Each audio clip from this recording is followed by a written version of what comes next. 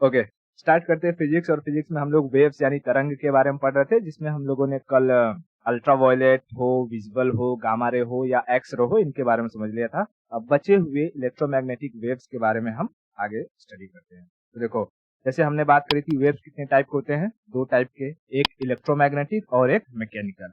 मैंने इलेक्ट्रोमैग्नेटिक और मैकेनिकल में क्या क्या डिफरेंसेस होती हैं बता दिया था। इलेक्ट्रोमैग्नेटिक वेव्स की जो स्पीड होती है 3 × 10⁸ मीटर पर सेकेंड होती है। ये वैक्यूम और मटेरियल दोनों में ट्रेवल कर सकती हैं, और मैकेनिकल वैक्यूम में ट्रेवल नहीं कर सकता है। उसका एग्जांपल मैंने साउंड वेव लिया हुआ था। मैकेनिकल को फर्दर डिवाइड किया जाता है दो भागों में, लॉन्जिट्यूडिनल एंड ट्रांसवर्स।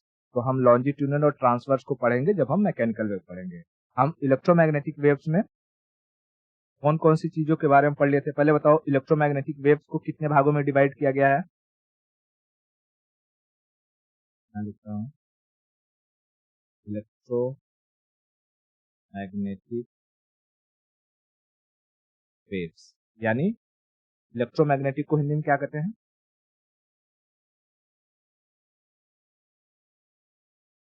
हाँ, विद्युत चुंबकीय तरंग। इसमें पहला आता था गामा रे, दूसरा था एक्सरे, तीसरा था यूवी रे, चौथा था विजिबल, पांचवा था इंफ्रा इंफ्रा, छठवां था माइक्रो, और सातवां है रेडियो।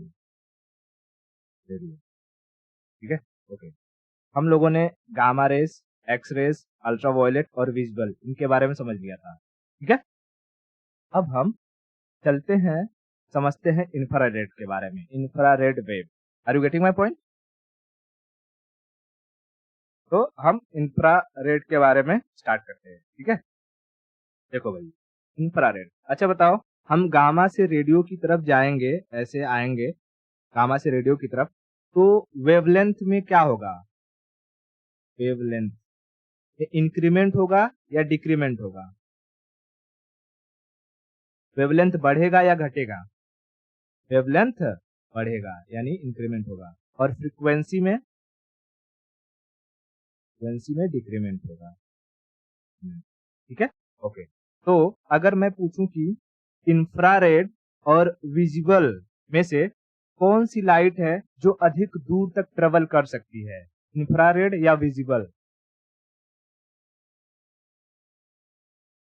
इंफ्रारेड, इंफ्रारेड, इंफ्रारेड, हाँ, क्योंकि इंफ्रारेड की जो वेवलेंथ है वो विजिबल से ज्यादा रहेगी, ठीक है, विजिबल से ज्यादा रहेगी। अच्छा, देखो, विजिबल के ऊपर ये जो तीन रे हैं, इन्हें भी हम देख नहीं सकते हैं, और विजिबल के नीचे जो ये तीन रेज हैं, इन्हें भी हम देख नहीं सकते हैं। हम देख उन्हीं तरंगों को सकते हैं जो विजिबल के रेंज में आती हैं, जिसमें से बयानी हपी नाला यानी विबग्योर वाला जो सिस्टम है वो है, ठीक है। तो अगर कोई पूछेगा कि क्या इंफ्रारेड हमें दिखाई देता है, नहीं दिखाई देता, हमें दिखाई नहीं देता है, ठीक है। आप चलो समझते हैं। देखो, इंफ्रारेड का यूज अगर मैं बात करूं कहाँ होता है, तो इसे बहुत जगह इस्तेमाल किया जाता है। जैसे रिमोट देखा है, रिमोट, इंफ्रारेड। हम लोग ऐसे अपने सोफे पर बैठे रहते हैं और टीवी सामने रहता है, उसको रिमोट दबाते हैं और खचक से टीवी चालू हो जाता है, चैनल बदल लेते हैं, और जो है हमें बंद करना रहता है तो बंद भी कर लेते हैं। तो रिमोट वगैरह में किसका इस्तेमाल होता है? इंफ्रारेड का इस्तेमाल होता है।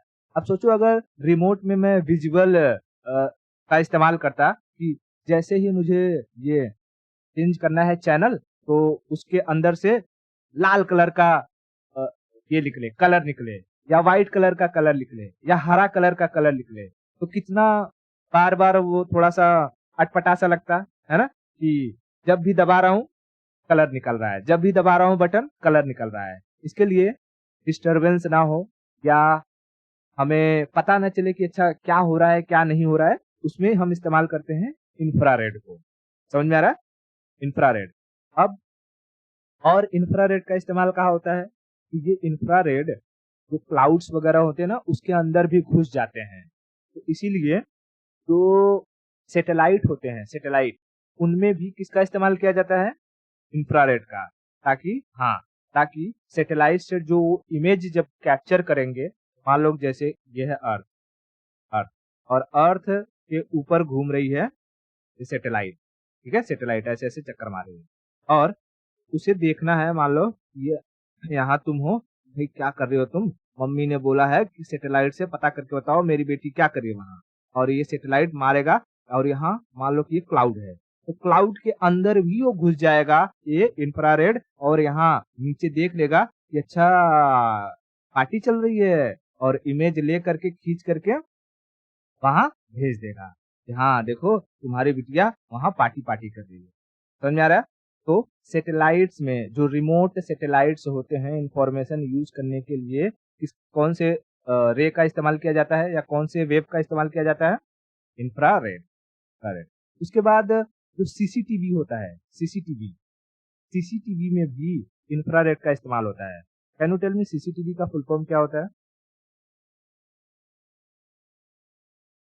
टीवी तो हो गया टेलीविजन, हाँ, क्लोज्ड सर्किट टेलीविजन, ठीक है? तो पहले तो हमने देख लिया कि भाई रिमोट में इस्तेमाल होता है। उसके बाद ये जो है सैटेलाइट्स,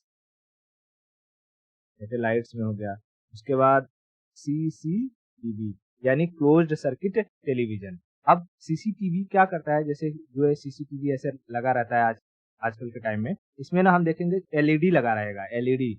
ये एलईडी से निकलने वाले जो वेव्स हैं वो हमें दिखाई नहीं देंगे लेकिन कंप्यूटर को दिखाई देते हैं। तो इसीलिए जब कहीं पर सीसीटीवी लगा रहता है तो हम कंप्यूटर में देखते हैं तो अच्छे से पूरा कैप्चर कर लेता है। ओ हो क्या हो रहा है वहां पे, समझ में आ रहा है? हाँ। उसके बाद जो ये रहते हैं अपने आर्मी वाले रहते हैं, आर्मी नेवी एयरफोर्स या मिलिट्री वाले, तो उन्हें अगर रात में देखना रहता है नाइट विजन के लिए, तो नाइट विजन कैमरे में भी ये या नाइट विजन जो ग्लासेस उनके होते हैं, अब वो ऐसा नॉर्मल ग्लास थोड़ी होता है कि पहन लोगे तो रात दिखने लगेगा, नहीं। वो अगर उनका हम देखोगे तो ऐसा कुछ रहता है और इसके सामने एक पट्टी लगी रहती है। जब उन्हें देखना रहता है तो ये पट्टी नीचे कर लेते हैं और उन्हें ये दिखाई देने लगता है कि यहाँ पर कितने इंसान हैं। समझ आ रहा है? तो नाइट विजन जो ग्लासेस होती है उसमें भी क्या किसका इस्तेमाल होता है? इंफ्रारेड का, इंफ्रारेड का इस्तेमाल। अच्छा, इंफ्रारेड का इस्तेमाल और कहाँ होता है? तो जब किसी इंसान को कैंसर होता है और वो इनिशियल स्टेज पर होता है ना, तो उसे ले जाते हैं इसी इंफ्रारेड के जरिए उसके सेल्स को मारते हैं। उसे कहा जाता है कि कई बार सुना होगा कि उनकी कैंसर की सेकाई हो रही है ना? सेकाई। तो कैंसर इनिशियल स्टेज पर कैंसर के ट्रीटमेंट के लिए इंफ्रारेड का इस्तेमाल किया जाता है। हाँ? Cancer treatment. अच्छा बताओ, अगर कैंसर बहुत हाई स्टेज पर चला गया है तब उसमें कौन से गामा रे का इस्तेमाल करें? Cancer treatment at initial stage.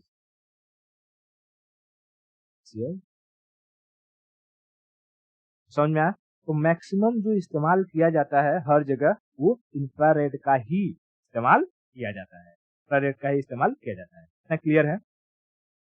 अच्छा, अब इंफ्रारेड के बाद हम अगर देखेंगे तो आता है माइक्रोवेव। बताओ, माइक्रोवेव इंफ्रारेड से ज्यादा दूरी तक जाएगा या कम दूरी तक जाएगा? ज्यादा दूर तक जाएगा, ठीक है, ज्यादा दूर तक जाएगा। तो अगर हम बात करें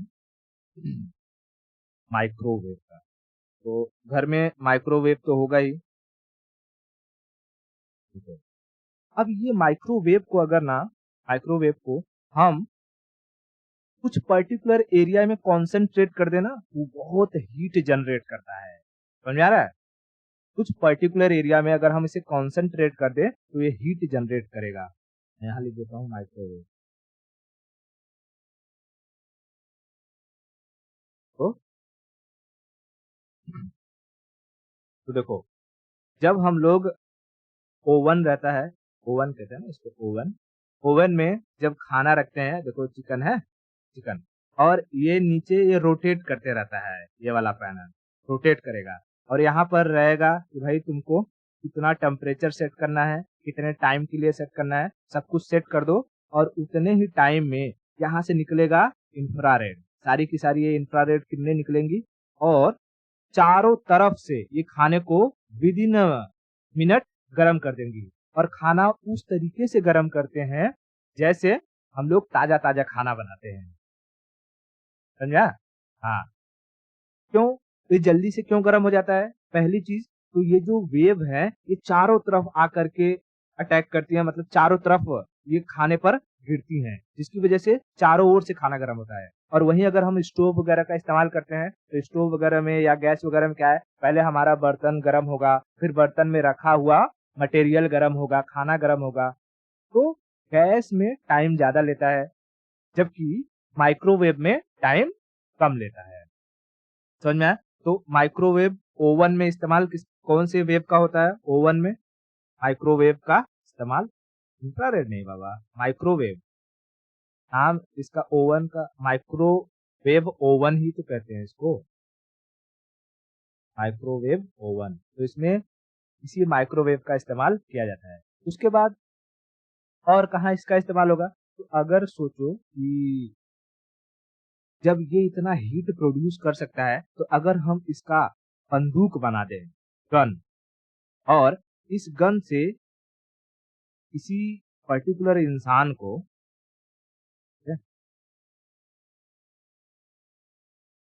किसी पर्टिकुलर इंसान को मैं टारगेट करूं, ठीक है? अब देखो छोटे गन से नहीं होगा, इसके लिए बड़ी मशीनरीज लगेंगी थोड़ी सी, ठीक है? अगर हम किसी पर्टिकुलर इंसान को मारे तो उसके शरीर पर गर्मी महसूस होगी कि नहीं, उसे ईचिंग होने लगेगा कि नहीं होने लगेगा? तो जब इंडिया और चाइना में थोड़ी सी झड़प हुई थी गलवान घाटी में, तो सुना होगा कि चाइना ने कुछ ऐसे जेट्स का इस्तेमाल किया है जो माइक्रोवेव छोड़ रहे थे, जिससे हमारे सैनिकों को थोड़ा सा मतलब कि शरीर में क्या लगने लगा था, इचिंग टाइप जनरेट होने लगा था। ये माइक्रोवेव वाली जो बात है ये कई बार बाहर निकल के आई हुई थी कि नहीं, कंट्रोवर्सी सुना था।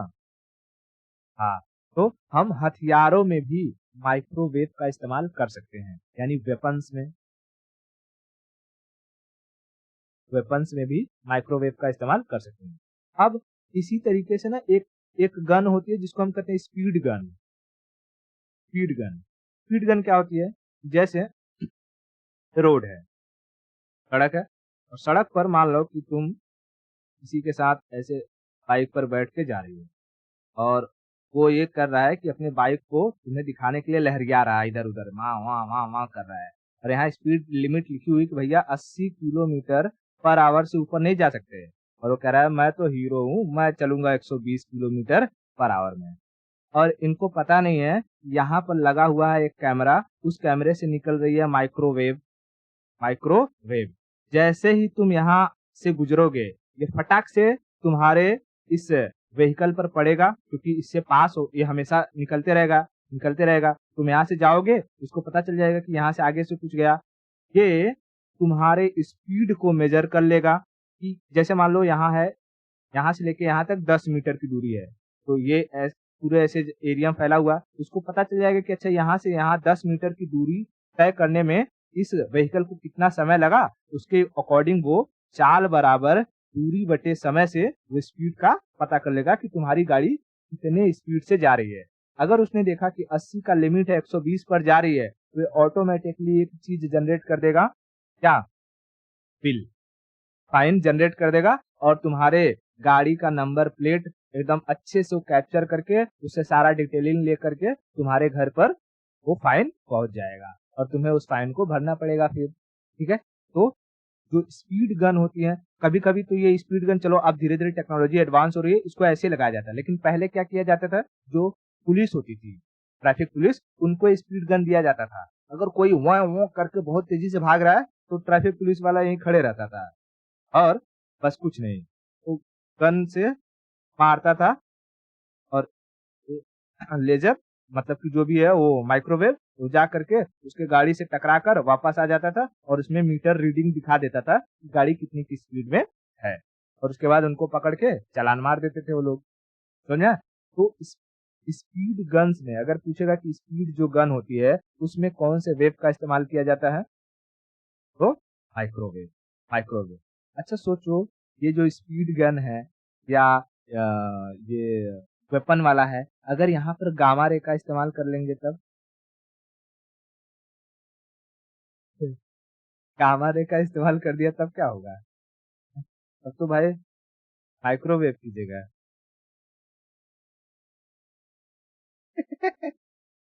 है ना? मतलब जो खाना पकेगा वो तो रेडिएट हो ही जाएगा, आदमी खाएगा वैसे ही ऊपर निकल लेगा। और अगर वेपनाइज कर दिया गया इसको तो भाई आदमी वैसे ही मर जाएगा। लेकिन हमको पता है कि हम गामा रेज को निकालने के लिए ये छोटे मोटे गन से काम नहीं चलेगा। गामा रे को हमने देखा था कि जैसे जब हमें ये मशीन बनानी थी, कौन सा, सीटी स्कैन वाली या हमारा एमआरआई वाली, एमआरआई, इसकी मशीन इतनी हैवी है, तो गामा रेस के लिए तुम्हें लगता है कि ये छोटे-छोटे से मशीन से गामा रे निकल पाएगा? बिल्कुल नहीं। इसके लिए बहुत अधिक सोर्स की ज़रूरत पड़ती है, जो हाई वोल्टेज की ज़रूरत पड़ती है। छोटे-मोटे मशीन से हम गामा रेस को प्रोड्यूस नहीं कर सकते हैं। एक ये भी जो है डिसएडवांटेज है, या ऐसा कहो गॉड गिफ्टेड है कि भगवान ने जिस चीज़ को बहुत हाईली पावर दिया हुआ है, उसकी वेव, उसकी क्षमता को लिमिट कर दिया है कि भाई तुम इतने ही दूरी तक जा सकते हो। और जिसे बहुत दूरी तक जाने के लिए दिया है, तो उसके अंदर पावर कम दे दिया है कि तुम किसी को हार्म नहीं कर सकते हो। समझ आ रहा है? यूनिवर्स किस तरीके से बनाया गया है एकदम। हाँ। तो इंफ्रारेड और माइक्रोवेव में कोई दिक्कत? बताओ, ओवन में किसका इस्तेमाल होता है? और सीसीटीवी में? अरे, अब आता है हमारा रेडियो वेव। रेडियो वेव ये सबसे दूरी तक जा सकता है, ठीक है? सबसे अधिक दूरी तक जा सकता है। जैसे कि मान लो कि ये बिल्डिंग है, बिल्डिंग है। हम्म, और उधर फिर जो है पहाड़ है, क्या पहाड़ है? मान लो कि तुम यहाँ पर हो, ठीक है? यहाँ पर हो और यहाँ पर फोन से बतिया रही हो, ठीक है? फोन से बतिया रहे हो। अब देखो, यहाँ पर टावर है, ठीक है? इसका फोन का टावर है, उनका। मान लो कि इस टावर में अगर हम लोग इंफ्रारेड या माइक्रोवेव लगाते हैं, क्या लगता है कि ये माइक्रोवेव इस बिल्डिंग को क्रॉस कर पाता? नहीं क्रॉस कर पाता, क्योंकि हमको पता है इंफ्रारेड और माइक्रोवेव की जो फ्रीक्वेंसी है वो रेडियो से ज्यादा है, लेकिन वेवलेंथ कम है और वो अधिक दूरी तक नहीं जा पाएगी। तो मान लो यहाँ से जाता, एक बिल्डिंग क्रॉस करता, दूसरा बिल्डिंग क्रॉस करता, तीसरे बिल्डिंग को क्रॉस नहीं कर पाता, और जब क्रॉस नहीं कर पाता तुम्हें सिग्नल नहीं मिल पाता। लेकिन जो रेडियो वेव है, इसकी वेवलेंथ बहुत अधिक है। ये कितने भी बिल्डिंग रहने दो, वो सबको क्रॉस करके तुम्हें क्या दे देगा? नेटवर्क पहुंचा देगा, नेटवर्क पहुंचा देगा। ठीक है? तो जब हम देखते हैं मोबाइल फोन्स, जो टेलीविजन मोबाइल फोन्स के जो टावर होते हैं, उनमें से कौन सा वेव निकलेगा? Radio wave, radio wave, radio wave. क्योंकि देखो, जब किसी चीज की ना फ्रीक्वेंसी अगर अधिक होती है तो उसमें क्लियरिटी बहुत अच्छी होती है, और रेडियो वेव की जो फ्रीक्वेंसी है वो कम है। अब एक यहाँ कंसेप्ट समझ में आएगा बहुत अच्छे से। देखो, जैसे मैंने यहाँ लिखा रेडियो वेव, रेडियो वेव। अब रेडियो वेव में भी अलग अलग टाइप के बैंड्स होते होंगे, फ्रीक्वेंसी होता होगा। मैं ऐसा अज्यूम करके चल रहा हूँ, मान लो कि ये 200 किलो हर्ट्ज की फ्रीक्वेंसी है, ये 300 किलो हर्ट्ज की फ्रीक्वेंसी है, और ये जो है 1000 किलो हर्ट्ज की फ्रीक्वेंसी है। बताओ, ये फ्रीक्वेंसी है। इसमें से बताओ कौन सी फ्रीक्वेंसी है जो बहुत अधिक दूरी को तय कर सकती है? 200 वाला या 1000 वाला? गलत है। 1000 वाला बहुत कम दूरी तय करेगा, क्योंकि जब फ्रीक्वेंसी 1000 किलो हर्ट्ज है तो उसका वेवलेंथ कम होगा, ठीक है? और जब फ्रीक्वेंसी 200 किलो हर्ट्ज है तो इसका वेवलेंथ अधिक होगा, वेवलेंथ अधिक होगा, ठीक है? ओके। अब बात समझो, हम लोग अभी के टाइम पीरियड में है 5G के जमाने में, लेकिन क्या डायरेक्ट 5G आया क्या? पहले आया होगा 2G, है ना? फिर 3G, फिर 4G, फिर 5G। अच्छा, ये 2G, 3G, 4G, 5G में क्या हुआ है? स्पीड इंक्रीज हुआ है। स्पीड इंक्रीज हुआ है। स्पीड इंक्रीज होने का मतलब क्या है? फ्रीक्वेंसी बढ़ी है। फ्रीक्वेंसी बढ़ी है। फ्रीक्वेंसी बढ़ी है। तो जब फ्रीक्वेंसी बढ़ाएंगे तो इसका जो ट्रेवल करने का डिस्टेंस है वो कम होते जाएगा। डिस्टेंस कम होते जाएगा। यानी एक अगर मैं तुमको एक एग्जांपल दूं, मान लो कि एक टावर था, ये 2G का टावर था और ये 2G टावर अगर 1 किलोमीटर तक के रेडियस को कवर करता था, का वेव 1 किलोमीटर के रेडियस को कवर करता था। जो जो 3G है, 3G अब वो 800 मीटर के ही रेडियस को कवर करेगा। 4G 600 मीटर के ही रेडियस को कवर करेगा और 5G 500 मीटर के रेडियस को कवर करेगा।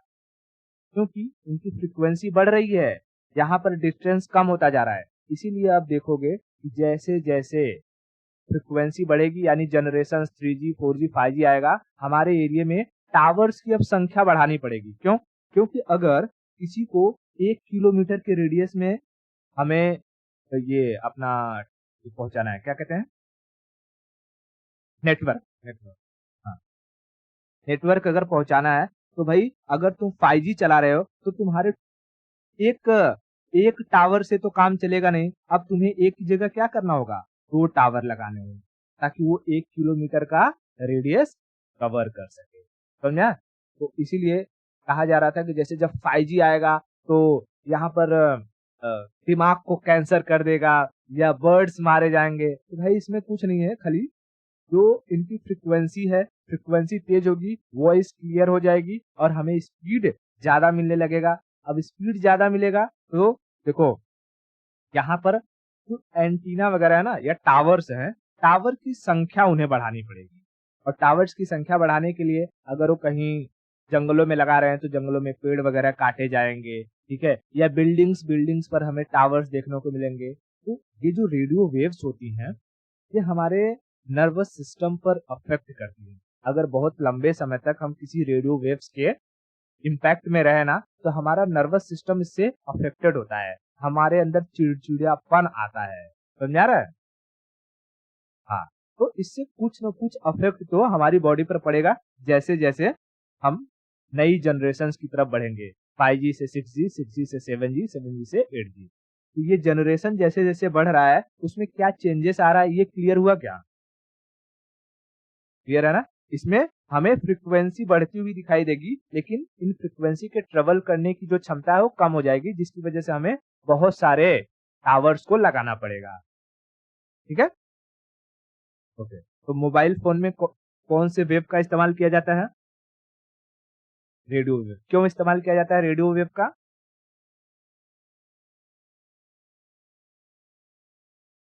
वेवलेंथ बहुत अधिक है और ये लंबी दूरी तय कर सकती है। लंबी दूरी तय कर सकती है। अच्छा देखो, अब एरोप्लेन जो होता है, एरोप्लेन एरोप्लेन में भी लोग बात करते रहते हैं कि नहीं? हाँ, जैसे ये एरोप्लेन है, ठीक है, और यहाँ पर भी पायलट जो रहता है, पायलट जो है पता नहीं कौन कौन से वो लोग लैंग्वेज में बात करते रहते हैं, है ना? अब वो लैंग्वेज क्यों इस्तेमाल करते हैं? क्योंकि जो ये है क्या कहते हैं कि एरोप्लेन है, एरोप्लेन है, अब ये आसमान में है तो हम लोग एरोप्लेन के लिए आसमान में टावर तो नहीं लगा सकते हैं, है ना? तो टावर नहीं लगा सकते हैं यानी हमें अगर लंबी दूरी तक वेव को भेजना है तो हमें या तो 2G वाला वेव इस्तेमाल करें या तो 3G वाला वेव इस्तेमाल करें। हम हाई स्पीड के वेव को इस्तेमाल कर ही नहीं सकते हैं। इसके लिए जब ये लोग बात करते हैं तो इनके माइक में देखिए तो खरखराहट रहती है, खर खर खर खर खर खर। हाँ, जो है कॉकपिट में बैठा हुआ, हाँ पायलट क्या हुआ, एटीसी एटीसी जवाब दो। एयर ट्रैफिक जो कंट्रोलर होती है, हमें लैंड करना है, लैंड कर सकते हैं कि नहीं, ओवर। तो वो जैसे ही बोलेगा खर खर खर खर खर खर उसमें आवाज आती है। क्यों आवाज आती है? क्योंकि इनकी जो वेव है, जो जिस वेव का इस्तेमाल कर रहे हैं उसकी वेवलेंथ बहुत अधिक है लेकिन फ्रीक्वेंसी कम है और फ्रीक्वेंसी अगर कम होती है तो हमें वॉइस क्लियर नहीं आती है। समझ में आ रहा है? फ्रीक्वेंसी कम होती है तो वॉइस क्लियर नहीं आती है। इसीलिए जो पायलट वगैरह होते हैं ये लोग एक कोड वर्ड का इस्तेमाल करते हैं हमेशा बात करने के लिए। कुछ भी रहेगा, जैसे खतरा हो गया कुछ, तो क्या कहते हैं, कुछ एमए कहते हैं या कुछ, तो एक वर्डिंग यूज करते हैं वो लोग, मुझे अभी वो एग्जैक्टली याद नहीं आ रहा है। वो कुछ भी बोलते हैं ना, तो उसके लिए ये लोग की वर्ड का हमेशा इस्तेमाल करते हैं, ताकि जो एयर ट्रैफिक कंट्रोलर है वो समझ सके कि अच्छा ये क्या कह रहा है। क्योंकि पूरी बात बोलेंगे ना तो उसमें आधी तो समझ में नहीं आएगी कि भाई क्या कह रहा है, इसलिए इन्हें कोड वर्ड को समझना पड़ता है। समझा रहा? तो एरोप्लेन्स वगैरह में कौन से वेव का इस्तेमाल किया जाता है? रेडियो वेव का। रेडियो वेव पहले जो जमाने में हम लोग जो रेडियो सुनते थे, जैसे बीबीसी भारती, है ना, भारती, तो मान लो कि ये प्रसारण हो रहा है लंदन से, और हम बैठे हुए कहाँ पर, इंडिया में। सुन लेते थे कि नहीं सुन लेते थे? लंदन से सीधा यहाँ पे इंडिया में प्रसारण ये होता था कैसे? पहले यहाँ से जाएगा सैटेलाइट में, और सैटेलाइट से आएगा फिर यहाँ पे। समझा रहा? ऐसा थोड़ी लंदन से चलेगा डायरेक्ट यहाँ उड़ के आ जाएगा इंडिया में है ना? तो प्रसारित किया जाता है। ऐसे ही जो टेलीविजन्स होते हैं, टेलीविजन्स का जो प्रसारण होता है वो भी, उसमें भी कौन सा वेव इस्तेमाल किया जाता है? Radio wave. Radio wave. तो एरोप्लेन हो जाए, या हम यूं कह सकते हैं कि कम्युनिकेशन के लिए रेडियो वेव्स का इस्तेमाल किया जाता है। कम्युनिकेशन के लिए कौन से वेव का इस्तेमाल किया जाता है? रेडियो वेव का इस्तेमाल किया जाता है। इतना समझ में आ गया? हमने देखो क्या क्या कवर कर लिया। हमने इलेक्ट्रोमैग्नेटिक वेव्स में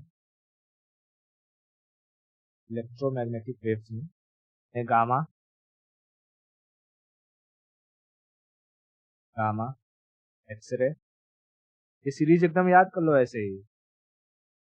यूवी, विजिबल,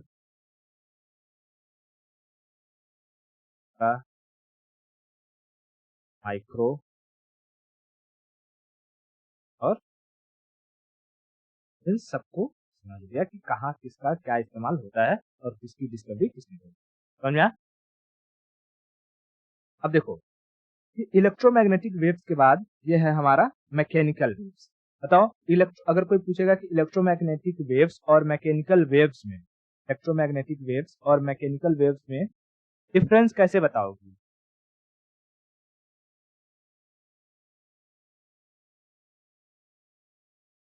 हाँ, वेरी गुड। रिक्वायर्ड मीडियम और डज नॉट रिक्वायर्ड,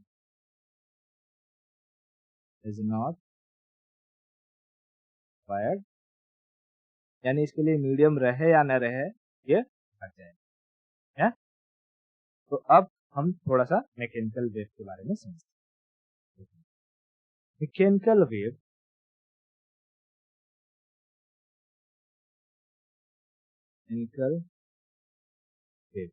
तो कहते हैं यांत्रिक तरंग।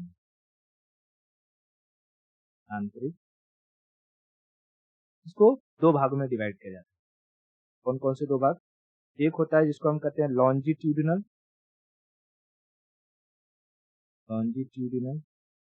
दूसरा होता है ट्रांसवर्स। लॉन्जिट्यूडिनल वेव और ट्रांसवर्स वेव। क्लियर है? क्या फर्क होता है भाई लॉन्जिट्यूडिनल वेव्स और ट्रांसवर्स वेव में? तो देखो, जो लॉन्जिट्यूडिनल वेव्स होती है ना, इनके चलने की जो चलने का जो तरीका होता है, ये कैसे चलते हैं, ये थोड़ा देखो। जैसे मैं एक वेव बना रहा हूं,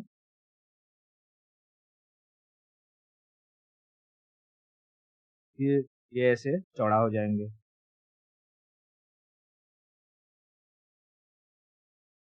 फिर ये पतला हो जाएंगे,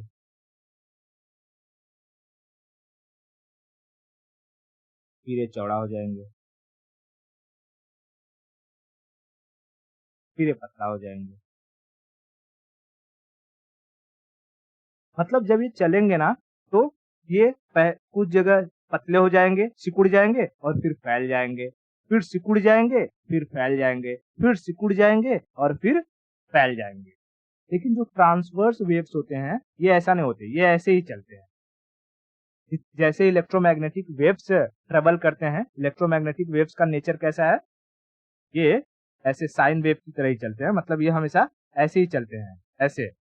वैसे ही ट्रांसवर्स वेव, जो ट्रांसवर्स वेव है, ये हमेशा एक ही फॉर्मेट में चलते हैं। इनमें कभी पतला, मतलब कि संकुचन और विरलन ऐसा नहीं होता। संकुचन विरलन मतलब कंप्रेशन और रेयर फ्रैक्शन, ये देखने को नहीं मिलता है।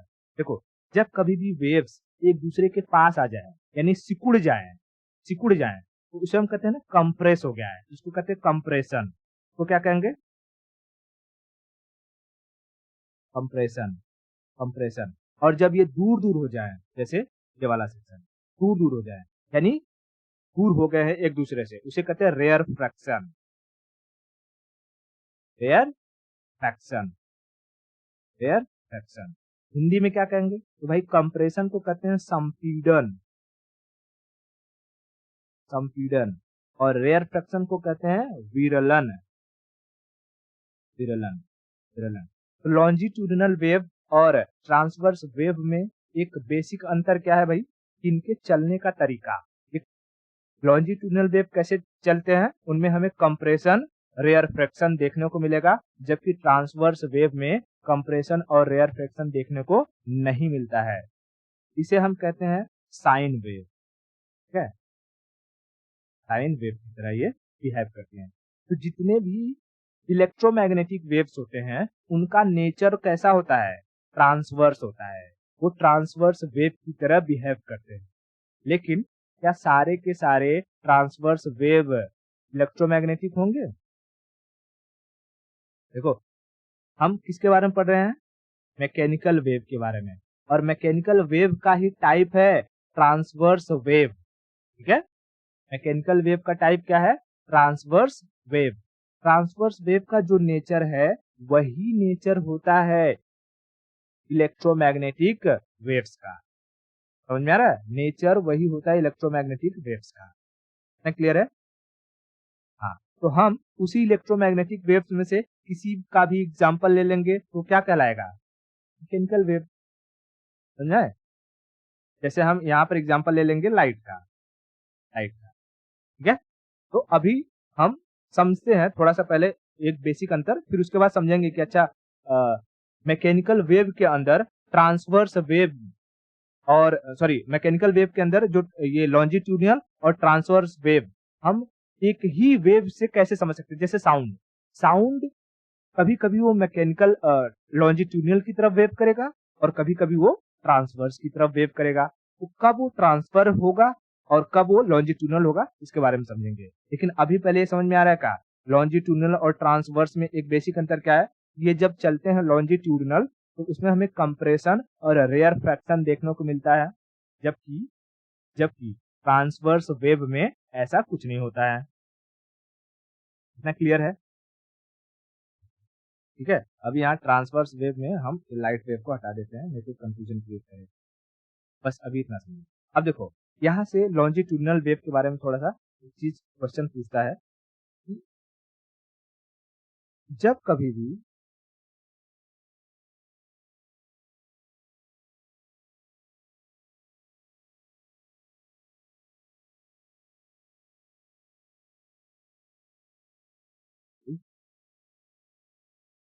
ठीक है, ये देखो, इसमें पूछेगा कि जब कभी भी कंप्रेशन होता है, कंप्रेशन, ये क्या है? कंप्रेशन, कंप्रेशन, और ये है रेयर फ्रैक्शन। जब कभी भी कंप्रेशन होता है तो कंप्रेशन के टाइम पे एयर मॉलिक्यूल्स के बीच में क्या होता है? एयर मॉलिक्यूल्स दूर दूर भागते हैं या एयर मॉलिक्यूल्स पास पास आ जाते हैं? नहीं। हाँ, देखो, ध्यान से समझो। जैसे यहाँ पे मैं एयर मॉलिक्यूल्स बना, ठीक है, एयर मॉलिक्यूल। अब यहाँ से मैं कोई चीज वेव को पास कर रहा हूँ और ये वेव क्या हो रहा है? अभी ऐसे चौड़ा हो रहा है, चौड़ा हो रहा है, ठीक है, चौड़ा हो रहा है। तो कि जब इन एयर मॉलिक्यूल से टकराएगा, मान लो इन एयर मॉलिक्यूल्स को एक डब्बे में बंद कर दिया, एयर मॉलिक्यूल्स से टकराएगा, तो ये वेव क्या करेगा, इन एयर मॉलिक्यूल्स को यहाँ से ढकेल देगा, इधर से ढकेल देगा, ये इधर से ढकेल देगा, ये इधर से ढकेल देगा। यानी जहाँ पर एक खाली जगह थी, अब ये एयर मॉलिक्यूल्स दोनों एक पास-पास आ गए हैं, है ना? इधर से ढकला के इधर आ जाएंगे, ऐसे हो जाएंगे। इधर से ढकला के इधर आ जाएंगे और इधर से ढकला के इधर आ जाएंगे। यानी रेयरफैक्शन के टाइम में एयर मॉलिक्यूल्स पास-पास आ जाते हैं। एयर मॉलिक्यूल्स पास-पास आ जाते हैं। लेकिन जब यही वेव सिकुड़ जाएगी, तो ये जो एयर मॉलिक्यूल्स हैं, ये फिर से अपने जगह पर आ जाएंगे, यानी दूर-दूर भाग जाएंगे। समझ आ रहा है? इसको यूं समझो, जैसे ट्रेन में जब जा रही हो, ठीक है? ट्रेन में जा रही हो और बहुत सारे लोग अभी एकदम चपन-चपाई है, सब एक दूसरे के साथ सट-सट के खड़े हैं, ठीक है? सट-सट के खड़े हैं। लेकिन जैसे ही एक लोग उतर जाएंगे, इधर से ये लोग उतर जाएंगे, तो क्या ये दोनों भी सट के खड़े रहेंगे अभी? नहीं, ये क्या चले जाएंगे? ये दूर-दूर चले जाएंगे, दूर-दूर चले जाएंगे। ऐसे ही होता है, जब कभी वेव कंप्रेस होता है, तो कंप्रेस होने की वजह से एयर मॉलिक्यूल्स अपने स्पेसिफिक जगह पे चले जाते हैं, दूर-दूर हो जाते हैं। और जब रेयर फ्रैक्शन होता है, तो ये वेव इन सबको चाप देता है एकदम जोर से। चल, साइड चल, बाजू चल, तो ये जा करके एक दूसरे में सट जाते हैं। तो बताओ, ये पूछेगा कंप्रेशन के वक्त एयर मॉलिक्यूल्स में क्या देखने को मिलता है हमें? वो सट जाते हैं, एक दूसरे के पास आ जाते हैं, या एक दूसरे से दूर चले जाते हैं? एक दूसरे से दूर चले जाते हैं। और रेयर फ्रैक्शन में, रेयर फ्रैक्शन में पास-पास आ जाते हैं। रेयर फ्रैक्शन में पास-पास आ जाते हैं। इतना क्लियर हुआ? अब देखो, ये जो कंप्रेशन और रेयर फ्रैक्शन है, जब इसी को मिला दिया जाता है ना, इसी को जैसे मैं यहाँ से लेकर के यहाँ तक लाइन खींच दूं, तो ये क्या है? कंप्रेशन और रेयर फ्रैक्शन। इन दोनों को मिला करके बनता है लॉन्जिट्यूडिनल वेव का एक वेवलेंथ। एक वेवलेंथ, एक वेवलेंथ। अगर कोई पूछेगा कि अच्छा बताओ लॉन्जिट्यूडिनल वेव का एक वेवलेंथ क्या होगा? मतलब जैसे हम कहेंगे ना कि एक वेवलेंथ के बारे में कुछ चीज बताओ। अभी इसके बारे में समझा रहा हूँ, जब इसके बारे में समझाऊंगा तो इसमें भी बताऊंगा कि एक वेवलेंथ इसमें क्या होगा। पहले यहाँ समझते हैं, ठीक है?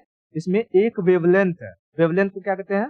तरंग दैर्घ्य, तरंग दैर्घ्य, ठीक है? तरंग दैर्घ्य।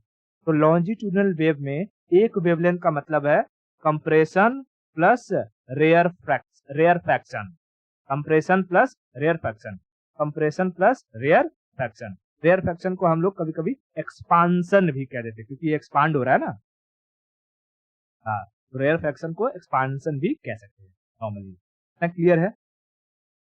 ओके, बताओ लॉन्जिट्यूडिनल वेव में जो एक वेवलेंथ होता है, एक वेवलेंथ वो किन्हें-किन्हें मिलाकर बनता है?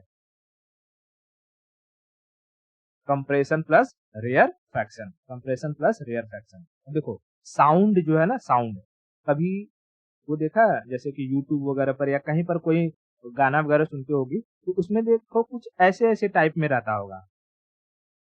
मतलब कि वेव हमें कुछ ऐसे-ऐसे फ्रीक्वेंसी दिखता है ना, तो ये क्या है? ये जो पास-पास में है कंप्रेशन है, ये दूर-दूर में है रेयर फ्रैक्शन है। पास-पास में है कंप्रेशन है, दूर-दूर में है रेयर फ्रैक्शन है। जो साउंड वेव्स हैं, साउंड वेव, साउंड वेव क्या है? ये एक लॉन्जिट्यूडिनल वेव का एग्जांपल है। लॉन्जिट्यूडिनल वेव का एग्जांपल है। Are you getting my point? हाँ, बहुत बढ़िया, ठीक है, बहुत बढ़िया। तो अब देखो, ऐसे कोई भी साउंड कहाँ से निकलेगा?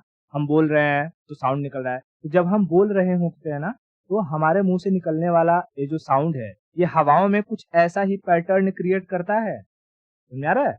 ऐसा ही पैटर्न क्रिएट करता है। या कोई डीजे बज रहा हो, तो डीजे बजता है तो देखते हो कि दूर बज रहा है डीजे, लेकिन हमें यहाँ तक महसूस होता है, जैसे लग रहा है कि हम वाइब्रेट कर रहे हैं। होता है कि नहीं होता है? हाँ, कैसे होता है? हवाओं के माध्यम से वो साउंड वेव हम तक पहुंचता है और हमारे बॉडी को टच करता है, तो वाइब्रेशंस हमें महसूस होती है। तो साउंड वेव क्या है? एक लॉन्जिट्यूडिनल वेव है। अब यही साउंड वेव अलग-अलग जगहों से निकलती है, अलग अलग जगहों से निकलती है। कहाँ कहाँ से? जैसे अगर मैं कहूँ कि डीजे, डीजे वाला मान लो सिस्टम है, डीजे वाला, हाँ, होम थिएटर रहता है, होम थिएटर से भी साउंड निकलेगा, तो वो क्या है? लॉन्जिट्यूडनल वेव है। अब देखो, ऐसे कोई भी वाद्य, वाद्य मतलब इंस्ट्रूमेंट, म्यूजिक इंस्ट्रूमेंट, जिनमें धागा नहीं लगा होता है, जिनमें धागा नहीं लगा होता है, उनमें से निकलने वाला साउंड लॉन्जिट्यूडनल साउंड कहलाता है, या लॉन्जिट्यूडनल वेव का एग्जाम्पल कहलाएगा। समझ में आया मैंने क्या कहा? बता रहा हूँ, लॉन्जिट्यूडनल वेव, इसमें धागा या थ्रेड, मैं भी समझाता हूँ, थ्रेड, थ्रेड नहीं लगा होता है। जैसे एक इंस्ट्रूमेंट देखा है, ये गिटार देखा है, गिटार, हाँ, गिटार देखा ना, हाँ, ऐसे ऐसे गिटार रहता है, या वीणा देखा है, ठीक है, वीणा देखा है, या वो, हाँ, ये क्या कहते हैं, सारंगी देखा है। तो इन सब चीजों में क्या लगा रहता है? धागा या तार लगा होता है। इन धागे को हम ऐसे ऐसे वाइब्रेट करते हैं, तब जाकर के क्या निकलता है? उसमें से साउंड निकलता है, साउंड निकलता है। तो धागे से जो साउंड निकलेगा, वो साउंड ट्रांसवर्स वेव का एग्जाम्पल है, ट्रांसवर्स वेव, ट्रांसवर्स वेव का एग्जाम्पल है।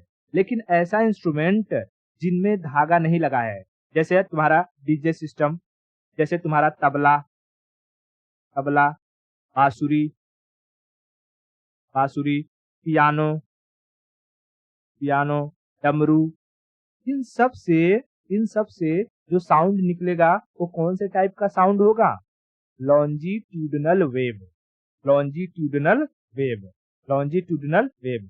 लेकिन जिसमें धागा लगा है, जैसे तुम्हारा क्या होगा? ये गिटार, गिटार, वीणा, वीणा, सारंगी, सारंगी, और कुछ एग्जांपल है, गिटार, वीणा, सारंगी, और जो भी दिमाग में आए देख लेना। खाली उसमें अगर धागा लगा रहेगा, तो उससे निकलने वाला साउंड वेव ट्रांसवर्स वेव का एग्जांपल होगा, और जिसमें धागा नहीं लगा होगा, उससे निकलने वाला साउंड वेव लॉन्जिट्यूडनल वेव का एग्जांपल रहेगा।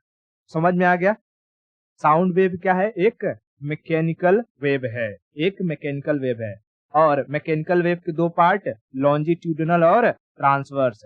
लॉन्जिट्यूडनल और ट्रांसवर्स में फर्क कैसे पता चलेगा? कि भाई उनके चलने का तरीका, एक है जो पुष्पा की तरह चलता है, पहले पतला हो जाएगा, फिर चौड़ा हो जाएगा, फिर पतला हो जाएगा, फिर चौड़ा हो जाएगा, और एक है जो एकदम फ्रीली मूव करता है। ठीक है, अब लॉन्जिट्यूडनल का हमें एग्जांपल देना है, तो साउंड, साउंड लॉन्जिट्यूडनल और ट्रांसवर्स दोनों का एग्जांपल बन सकता है। किस तरीके से? ऐसे कोई भी वाद्य जिसमें धागा नहीं लगा हो, उससे निकलने वाला साउंड लॉन्जिट्यूडनल है, और जिसमें धागा लगा हुआ है, उससे निकलने वाला ट्रांसवर्स है। क्लियर? ओके, आज के लिए हम इतना रखते हैं, और बाकी की स्टोरी हम नेक्स्ट लेक्चर में। ओके।